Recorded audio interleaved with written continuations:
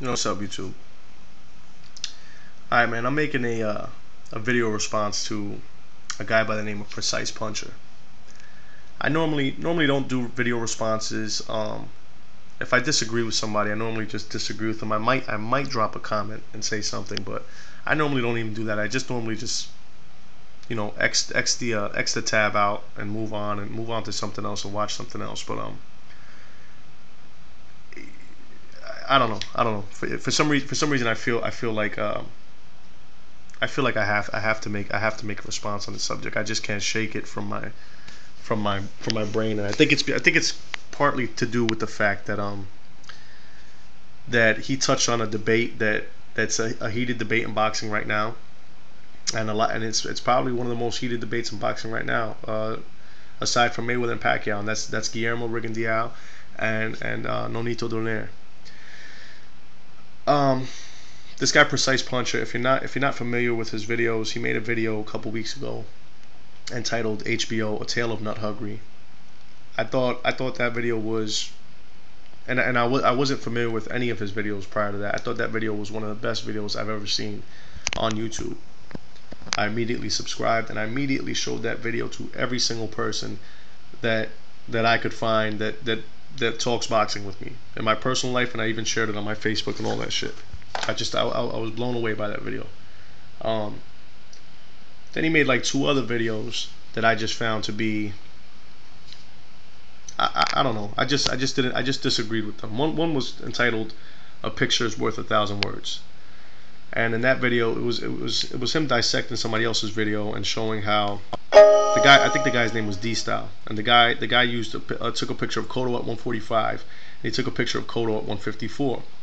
And I guess the point of the guy's video was that Cotto at 154 is bigger than Cotto at 145, which is pretty. I mean, to me that pretty much makes sense, right?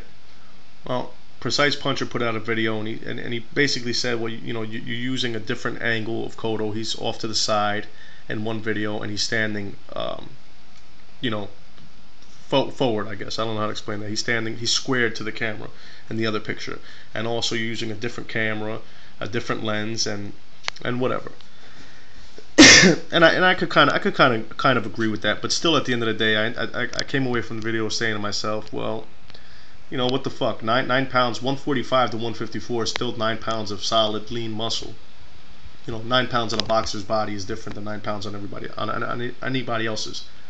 You're gonna see the difference, and I think that I can tell Cotto looked bigger fighting Mayweather, or fighting anybody at 154. He just looked bigger than 145 to me, but whatever. It's your prerogative. And he put out a video entitled "Boxing is Fake" or "Boxing is Not Real." And I guess the point to that video was, and this one really threw me off. I guess the point to that video was that you could show somebody a picture of two people boxing in the ring, and that's what that is, just a picture of two people boxing. But if you can't show somebody a picture of boxing, the sport of boxing, and you can only describe it, then it's not real. If you can only describe the concept of boxing, it's not real.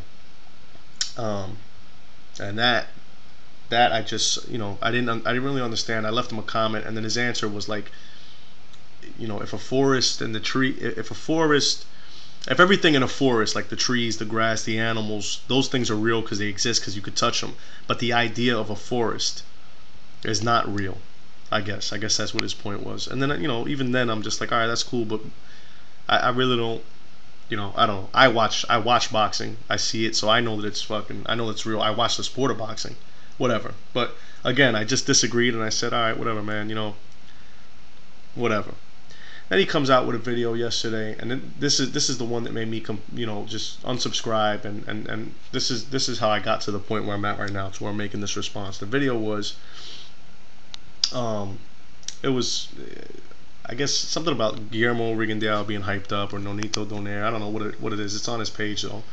And then that's when I just kind of like, I felt like I had to make this response, And you got to be careful when you're talking to somebody like him. So I'm not going to use the usual Olympic gold medals and the amateur background, and he might be the best amateur fighter of all time, and what he's doing in the ring now, and his record, and the fact that he beat that he won a championship belt with only 9 fights, and the fact that Freddie Roach said he might be the best talent he's ever seen, because all those things can be turned around on me, and I could even turn them around on myself if I wanted to.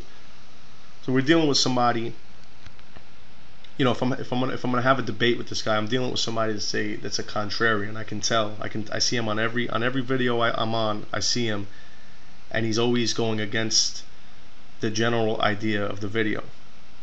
This is a person that likes to argue for the sake of arguing. And when you're dealing with people like this, they're usually smart and clever people. A contrarian couldn't exist if he was dumb, because as soon as he went against it, somebody would hit him with one fact and it would shut him up. No, this is a smart guy, and he's a clever guy, so he's always got something to hit. If you say this, he's going to say this. You say this, he's going to say this. So he's always got something to come back with, and you'll never win an argument with somebody like that. Because before you know it, you're so far off the original topic that, so it's always going to be a stalemate. But these are the two things that I want to explain. Guillermo Rigondeuax's situation is unique to almost everybody else in boxing. He came into the professional game 2 years ago or 3 years ago, and he's 31 years old. So clearly the window of opportunity is going to close on him quickly. He doesn't have the same amount of time that Abner Mares has. He doesn't have the same amount of time that other people has. His window of opportunity will close on him within the next couple of years. He's just an older guy. His situation is unique and it's different. The hype that he's receiving is not the hype from the networks. Not the same kind of hype that Donaire gets. It's not the same kind of hype that Donaire gets from Ring Magazine, from HBO. It's not like that. It's hype from the fans. You see, and there's a divide in boxing between the two groups. People that are with Rigondeuax, and people that are with that are against him being that hyped up. But you have to understand his situation is unique. It's different. Okay? No, not somebody at 21, 20 years old deserves a shot after 10 fights. No, they don't. But when you're talking about somebody who's accomplished the things in the amateur ranks that he's accomplished, and when you're talking about somebody that came up and won a title after 9 fights, and when you're talking about somebody that you can just flat out see, because boxing is real, and I do take the eye test, and when you watch it on TV, you can flat out see that he can hang with anybody at 122. As a matter of fact, he's probably the best 122 pounder in the world, because you can see it with your eyes. So in his case, yes, he does deserve a shot. Yes, he should. After 10 fights, he should be looking at those kind of fights. If he fought 10 other people just to appease you and to pad his record so that he had 20 fights, if he fought the 10 guys that Donaire fought to start his career off, he could probably blow through them within 10 months. Yeah, 10 months. You could probably just blow right through them. That probably wouldn't be enough for you, but and it wouldn't do anything to change your opinion, but what difference would it really make to you? His situation is unique. Let me give you another example. I don't know if you follow baseball. I follow baseball. Josh Hamilton plays for the Texas Rangers, right? The guy that scouted Josh Hamilton when he was in high school also scouted Alex Rodriguez. So the guy that went down to see Josh Hamilton, he wrote down on a piece of paper and said to the team that was interested in him that he's a better prospect than Alex Rodriguez was in high school. And Alex Rodriguez was probably the #1 prospect of all time in the major leagues. He was a sure bet to be a great baseball player. The guy, he had him ranked higher as a prospect. Josh Hamilton later on got involved in drugs. His major league hopes went out the windows, and at 28 years old he rebuilt himself, or 27, 28 years old he rebuilt himself and was able to find himself into the major leagues. And within the past 3-4 years, he's a perennial all-star, and he's probably, if not the best player in the game, he's probably top 5 best players in the game at 28, 29 years old. Now when it's all said and done, and we're done talking about his career and he's retired, his numbers are not going to be Hall of Fame worthy numbers. There's going to be people that are on the ballot that have better numbers than him because he didn't play long enough. But he will make it into the Hall of Fame because his situation is unique. It's different. Okay, these people, the people that vote for the Hall of Fame, they know. Okay, well, if he was in the major leagues for the past 7 or 8 years and he got those, he built his record, his stats up like that, he would have. In other words, he would have built his stats up like that. They would have been Hall of Fame numbers because they know the talent that they were dealing with. His situation is unique. If you had 10 guys on the list waiting for a liver at 50 years old, and all of a sudden a little girl or little boy at 9 or 10 years old needed a transplant and they got bumped up to the list, their situation is unique. It's different. So there's a reason why certain things happen for certain people that aren't going to happen for other people, and there's a reason for it. The other thing I want to ask you is, if Nonito's not ducking him, if Nonito is not a duck, which I believe he is, if he's not ducking him, then how do you explain him not wanting to fight him? In other words, if Guillermo Rigondeuax is just hype, right? And if I'm Donaire and I have and Mades, you can just completely throw out the window because he's Golden Boy and they're top rank. So, but if I'm Nonito, and really the guy that's being hyped up, really the guy that all the fans want to see him fight, the guy that keeps on popping up in interviews is Rigondeuax. It's not the guy from Japan. It's Rigondeuax. And I really believed that he hadn't proved himself yet. He hasn't done anything yet. And it's all hype with him. I couldn't wait to sign that contract. I couldn't wait to get into the ring with him to fucking expose him. This is not a high risk, low reward fight for him. This is a high risk, high reward fight for him. There is no higher reward at 122 than Rigondeuax, and you can't make me believe that there is anywhere else. It's not in Japan, and it's not Abner Mades. It's Rigondeuax. And I don't care what you say. I'm on it. I read all the boxing websites, all the forums, and it's not Mades and Donaire, and it's not Nishioka and Donaire. It's Rigondeuax Donaire. And that's what you're talking about too, and that's what I'm talking about, and that's what everybody else is talking about. So it's a high risk, high reward fight.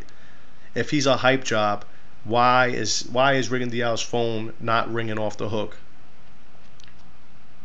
Why does it seem like he doesn't want to fight him? Why does it seem like anybody wants to fight him? No, see, that's the thing. You could say all you want to say, but I would love to know the answer. It's not because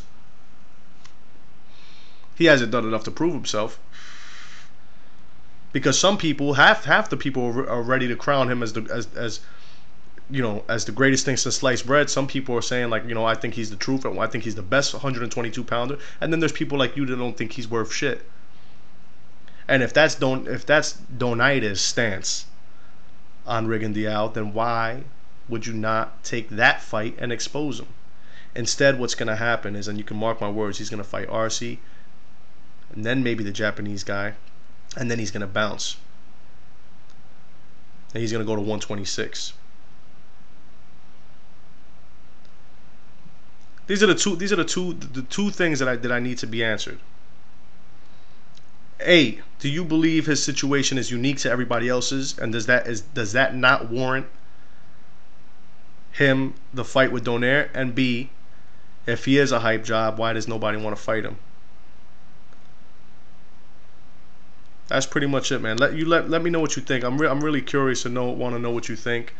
I'm not trying to come at you like I know more than you or on some YouTube beef kind of thing. I'm just really curious to know. I see you on almost every single thing knocking and bashing Rigondeuax, but it seems to me like he wants to fight, and it seems to me like Nonito doesn't want to fight, and it seems to me like Nonito's a duck.